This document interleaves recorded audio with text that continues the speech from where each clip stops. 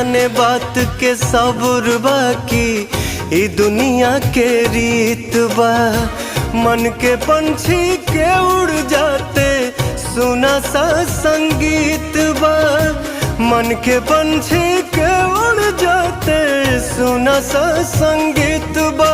प्यार पल पल जतावल नेह गुस्सा में देखावल, याद बचपन के पढ़ावल पढ़ाई आवता। मन लागत नइखे कतही हमर बाबूजी, अब रोआई आवता। मन लागत नइखे कतही हमर बाबूजी, अब रोआई आवता।